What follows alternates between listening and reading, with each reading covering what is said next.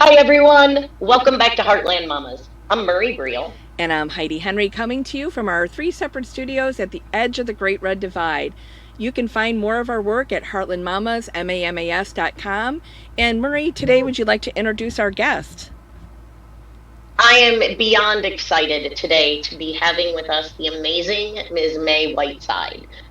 For those of you who aren't familiar with Mae, Mae is a Chicago legend. She is a CEO, president of her own engineering firm, CKL Engineers.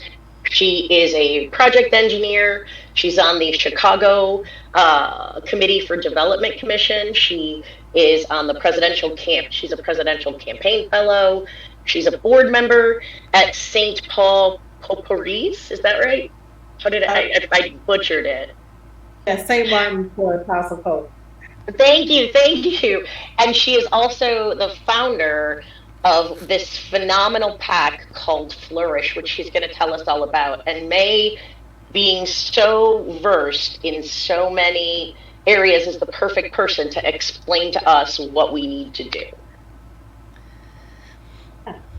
So, May, the reason I reached out to you the other day is we're all trying to come to terms with what happened to George Floyd, and he's not the only one. And we all know that he's just one of millions of Black lives that have been taken since 1649 in this country in the name of injustice, in the name of slavery, in the name of abuse and neglect. And, for old activists like me, I went to my first protest in when I was 7 and tried to make a difference. And yet here I am weeping and crying again for a man whose life I could not save, whose life impacted me and all of us so greatly. And may we need some guidance on how white people, pasty white people like me and Murray, can help change ourselves so that we can help change the world for people who aren't white. I'm frustrated and fed up, and I figure we're just on the wrong path and we need to get straightened out. So take it away, May. Okay. One of the things we need to talk about is education. We really need to know each other. We need to find ways to learn about each other's history. African American and African history is so rich in this country. There is less that people know about us, our contributions, but also the injustices that are constantly being placed upon us. Some of those social injustices become law, and now we have to figure out African American community how to survive during all these laws that are just laced with racism that we have to contend with. We deal with racism through redlining in our communities. We deal with it in terms of property, banking, education, you name it, health disparities. And then we have this thing called the police is always finding ways to things to us, like what happened with George Floyd and others, and so many around this country. Civil rights has been a prominent theme since we landed here in America since slavery. So it's systemic. It is systemic. And When we were talking in our pre-show, you mentioned education, and I think it's really important. We need to educate each other. We need to have education on that level, but I also think it's important that we do an educational overhaul of our system. We need to take a look at our history and our social science and those disciplines, because what we teach is not reality. We teach a very whitewashed, very sanitized version of the facts. And it truly embodies, history is written by the winner, but that's not who history should be written by. I think we need to start reaching out to our legislators and saying, hey, let's start doing this. It might make a positive change. The other thing, too, is just within your friendship circles. How many white people can say they've got some good black friends that they could talk to about these things? What does your social circle look like? Does it include African American people at all? And you will find that in most cases, they don't have Black friends. They don't have anyone to go to talk about, hey, I have this situation at work or in my community or a law that we may consider passing. What do you think about it? If they don't have any Black friends to even talk to about that, how do they know its effect on our people if you don't have that? Okay. Hey, girls, we're getting some weird feedback here. Do you get this? Okay, so it's all done. Yeah, I heard that too. Okay. Uh-oh. You have a point, Mae, and when Marie and I were talking about advancing our show, we did a show about the protests and why they're happening, and then we wanted to talk to somebody to help with guidance, and then we're having somebody else come on to talk about criminal justice reform in our next segment in this. And what happened is, when Ben Jarosky, which is how we met, invites Marie and I on, we never know who we're going to follow. And we've met some really cool people. We're not close. We only met that one time, but I follow your career. I get to know people that we're on that show with. I look them up and see what wonderful, because Marie and I have been like with greatness before, and we're like, who the heck was that? So we go home and study up, but because he never tells us, and he just wants to see how that interaction is. So, but I thought of you first because I knew of your activity with Flourish, and I knew, I said, we got to see if Mae will do it, and Flourish bringing forward women of color, and that's where the difference is going to be met and made. So, Mae, can you tell us about Flourish? Flourish PAC was started in August 2018. It was a need to, right here in Illinois, to bring Black women to the political process and to run for office. Yeah. In Illinois politics, I have personally not seen Black women be supported financially or through resources in order to take her campaign off. With her brings change. Policy changes, we're able to bring all the issues in the Black community to the position of government, local government, state government. We're here, but we lack the resources and the connections within the party to move forward and to be successful, and then to have that ongoing, continual support. That's where Flourish PAC came in at. But then there was another spinoff, the creation of the Illinois Black Campaign Academy, which is administered by Flourish PAC, which trains African Americans for key roles on statewide or local campaigns. And what we find with these political campaigns, we're finding a lot of campaigns that don't have African American people in its leadership. Yeah. And that makes a big difference on that candidate's policy position. If we're not there in the campaign, how do we move our position forward? How do we tackle racial and systemic injustice if we're not in the political campaign? Because as we all know, it starts with the politics. We're not. It does. It does. If we're not a part of this solution, and if we're not a part of crafting the policy that affects our community, yeah, how will we see? We'll see more of the same if we're not involved. I agree, because we're talking about education, and the election of our school board members helps us determine what curriculum is taught, and when it is whitewashed and sanitized for our protection, and I say that facetiously, we lose the flavors and balance and clarity of what makes us unique as Americans. I have to say, it goes even beyond just the curriculum. Like you were saying, if you don't have a seat at the table, how can your voice be heard? How can those issues and concerns of your community be addressed? Well, look at it this way. There was something going around on social media about when was the first time you had a Black teacher.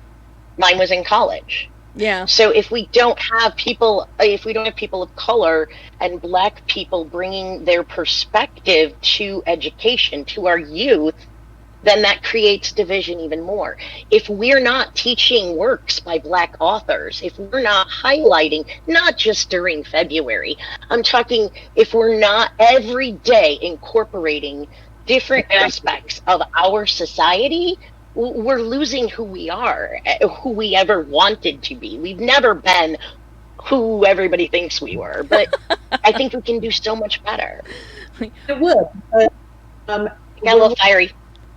It's okay. Like, when was the last time a white person picked up a book and even read about us?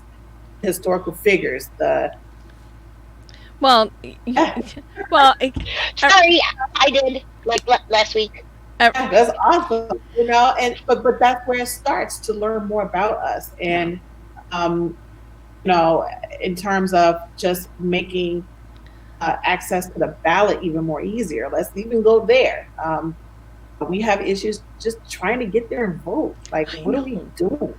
This is 2020. What do we do? And then that whole thing where, not enough Black folks get a chance to get off work to go vote. Let's make this a full day where we have that day off. It should be. I love it. Yeah. And that was my. And then you throw in childcare and transportation and polling places and COVID-19. And where they are and hours and early access to voting, depending on the county you're in, and it's all stacked against voting. It's all stacked against the Black community and brown communities. Well, then too, yeah.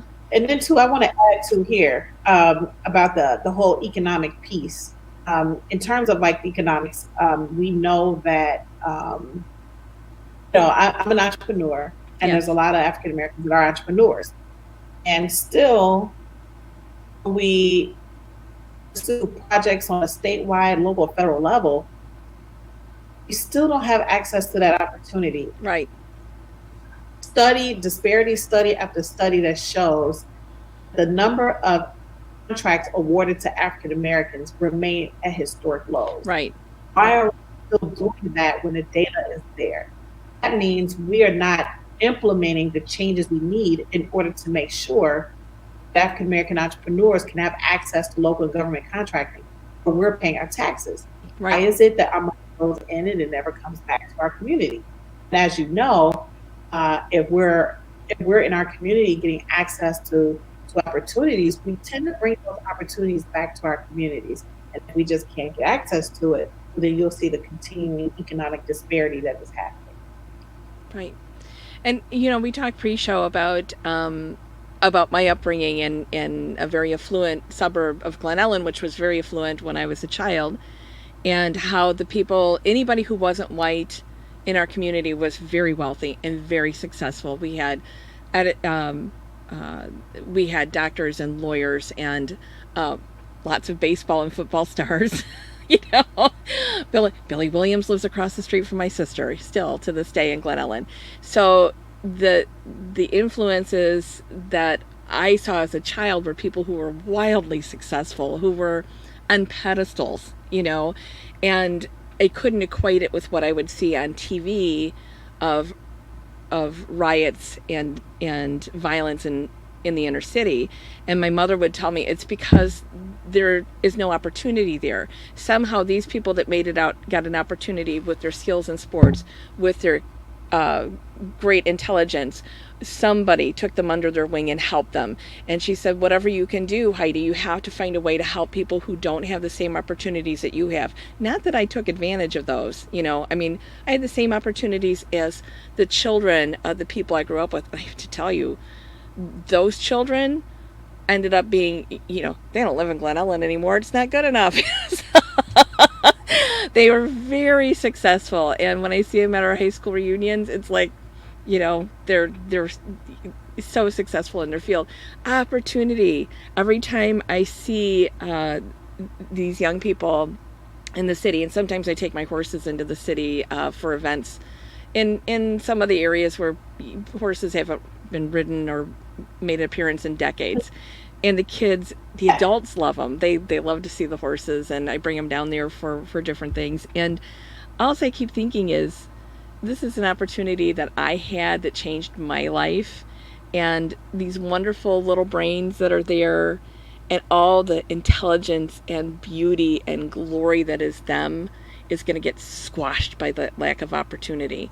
Every time I see these children that are gunned down or murdered or neglected or abused, and it's not anything but the fact that we have cut off every opportunity. We build freeways to keep people blocked in so they can't get to grocery stores and jobs. We don't send cabs, we don't send ambulances, we don't send police officers, we don't send anything, not even decent teachers. We overcrowd the schools and we don't keep the schools up, and we wonder why violence grows. Yeah, or close them down altogether. Oh my God, yeah. I lived in, fact about me, I lived in public housing. My family came up from Arkansas. They were sold through, that time Chicago Defender, a paper that talked about Great Migration, detailed it and all that stuff. So Black folks came from the South to come up here to access all the opportunity that they thought they were going to get.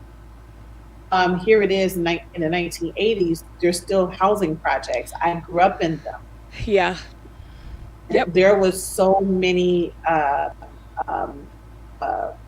read that happened in housing projects that, I remember my mom writing letters to Mayor Jane Byrne. Mayor Jane Byrne blew those letters off. It was almost like we were forgotten people in those housing projects. Resources wasn't there. Right. We had some good teachers, but we didn't have, we lacked the textbooks we lacked everything. And it was just like systemic, it was institutionalized, and it was just very much institutionalized. Very much the big projects like Cabrini Green and Robert Taylor Homes, those were institutional racism in and out. And Jane Byrne grandstanding, sorry, I'm going on a tangent, grandstanding and taking an apartment in Cabrini Green.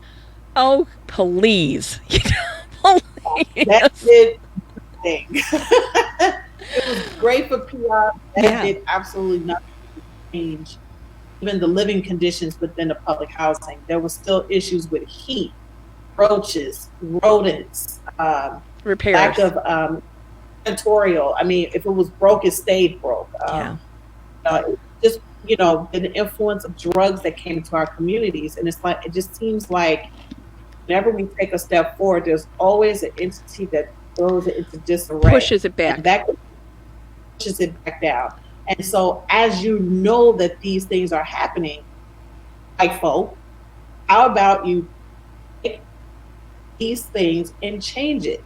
Created it, you can fix it. Right. Absolutely. Well, some of us realize that. Many do not understand that concept, Mae. Mm-hmm. Oh, we lost you there. How about now? Yeah, we hear you. Yeah, you're good. Yeah. Okay. So Mae, we know that we need to change, and if we want to do better, we have to be better. We have to do better, and it's going to come from white people. This is a problem white people have inflicted on people of color, on people who are not white, and that would be everybody who's not us. So I think you're right. I think educational and opportunities, and I love your shirt because those are Black women leaders throughout our state, and those are people who are going to make the difference. But we need to get more of them. We need to get more of those women on your shirt. We need to have that shirt so crowded with names that there's. You know what I think, Heidi? There's something that Mae you said that really, really resonated with me. You said your mom wrote letter after letter after letter to Mayor Jane Byrne. And they were blown off. Pardon? And aldermen. Yeah, they were all blown off. And Heidi, you're 100% right. But I think it goes so much deeper because your letter should matter as much as the letter from Lincoln Park, the mom in Lincoln Park, and it doesn't. And that is what is wrong. And for how long she tried to write and say this is what's going on, and how many others in your building did the same thing, and all of those voices went unheard. And the fact that you have taken and said, I am going to make these voices heard, to me is amazing. And I'm honored to be able to help amplify you. I appreciate you so much. Thank you so much. I want to talk about the names on this shirt. Yes. So for the first time that I'm aware of, there are 102 counties in the state of Illinois. Yes. Are led by African American women. Linda leads the McDonough County Party. Carol Ammons leads the Champaign County Party. Doris Turner, she leads Sangamon County Democratic Party. Nikita Richards, she runs McLean County. And Pamela, she runs Knox County. And if I stand up, we all know. We know Tony. And we saw the union bug too, so we love that too. Yes, she's got her union bug, folks. Mae does not play. And what this does is bring, in its most simplistic form, it brings the names of African American women who are taking the lead and challenging what we think about the political process. Yeah. These are Black women who come from every part of the state of Illinois. Right. You couldn't get more diverse. You couldn't get more diverse than this. You're talking Knox County. You're talking Champaign County, McLean, Sangamon. I've never even been to McDonough County. You're talking downstate from us, even. Yeah. But, there are so many ideas that come from African American women. I interchange between African American and Black women. So they're the same. Right. Black women have led the charge in terms of making sure that our voices collectively is heard, and that specific issues that plague our community are being developed into policy, so we don't have to keep coming out here and doing protests and screaming these racial injustices. We need those voices at the table. So we're pushing and propelling these state parties to make sure that diversity is in the policy making. Yeah. You get that from voting for us into office. Mae, is there a place that we can get those shirts? Is it a part of a fundraiser, or did you just have that made? Well, now that you asked, these shirts were actually they're on our we have a Shopify page. Okay. But if you go to So it's on our Facebook page. So if you go to our Facebook page, Flourish, FLOURISH, PAC, if you go to that page, I'll post a link there where you can purchase these shirts. I love it. Awesome. I want one. Yes. These shirts, the proceeds of this goes to the Democratic Party that the Black women are leading. I love that. I love that fundraiser. And we'll be sure and post that link, because both of us, both Marie and I, were candidates, and we know what it is to need money. So I want to make sure that we get more Black women leading these county parties, because that's where our difference starts to... We need more Black women leading everywhere. We need more women of everywhere. Sorry, boys that are watching. It's not that we don't like you, but you have had 250 years and screwed this up royally. Sit back and let the ladies take over, okay? I gotta say it's time. I agree. Because don't be afraid of the vagina. It's okay. We're not scary. Marie, that's one of Marie's favorite lines.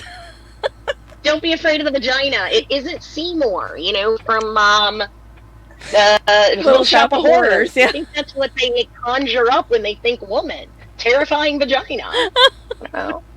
Here we go.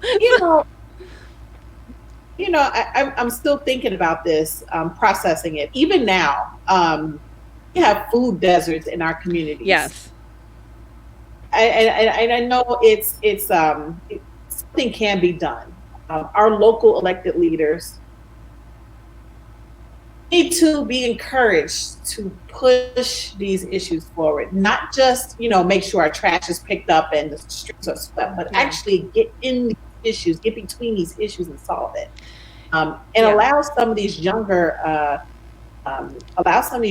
folks in our communities to kind of step up and lead in areas where... Well, I'll You bet know? Growing Home, which is in West Englewood right now, used to be here in Marseilles, not too far from where I live. And Growing Home does a great bit of instructional training and help alleviate food deserts as they grow organic produce, largely for restaurants and then for for people to come and buy. My son did a project when he was in college on vertical growing, where they could take these old warehouses in the city and have urban farmers growing vertically inside, so you have fresh fruit and vegetables year round. And unfortunately, his job took him somewhere. But you've got such a wonderful bunch of people in our communities that are young entrepreneurs that could take that idea and run, and do urban gardening. Um, there's opportunity galore. It just They needs just to need, be we just need to financed have and The funding encouraged. we have Yes. historically. funding, the support, the political support, Yeah. the local support. But like I said, when I go down there, where Growing Home is at, and I think all these I see little farmers, because I'm a farmer and they love the horses, and I keep thinking there's so much room for an urban garden, and for these young entrepreneurs, these brilliant kids to just do this. But the opportunity has to be presented, and it has to be mentored, and it has to be financed. But the bigger issue I think that we wanted to talk to you about is violence, is oppression, is degradation, and I think you've given us some good thoughts about how we can encourage more people to run for office. I'm always big on So curriculum we and can share education, histories, our stories, and our voices. Thank you for bringing that out, May. That's so important. but do And you have then other tools that ahead, that and thoughts that we can bring forward to May? look at just look at some of the criminal justice issues that we have. Yeah. Look at the consistent and persistent lack of opportunity provided to African American entrepreneurs and communities. We need to ensure that they that us learn more about who we are as a people and understand our contributions. And lastly, make sure you have people in your circle that can advise you on these. And lastly, if you see these injustices, and it appears to be when folks from outside of our community support us and raise their hands in solidarity, things tend to happen. Just like the remaining three officers are finally being arrested and charged. It should have taken national, national protesting to bring about something that was completely Oh, I obvious. agree. Yeah, and then having that, departments deciding that they're not going to go forward with doing any work with other departments because they have a history of racism. Those are the systemic things that you can do and make those decisions and say, hey, if the police department is constantly locking up and killing African Americans, maybe this city department may not need to do anything else with that department. Leave them alone. You can bring in entrepreneurs that are from our community that can step in and assist in many other ways. Okay. And then lastly, access to the ballot and creating just with bringing forth good candidates that can create policy on a local level. All those things. Well, May, I have appreciated you coming on the show so much, and will you come again? Yes, I'm always available to come in. I am going to get that shirt. Me I too. want everyone to please go to Flourish, FLOURISH,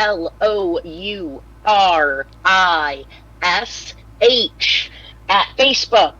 Find Flourish. The Flourish PAC is a phenomenal organization. Send them Mae money. Whiteside is a phenomenal Send woman. them money. Send them money. Get one of those shirts.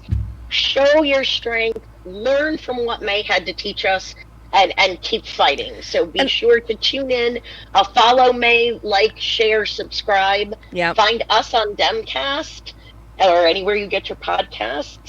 And again, Mae, thank you so much. Thank you so much. That shirt is powerful and it's inspiring. I love it.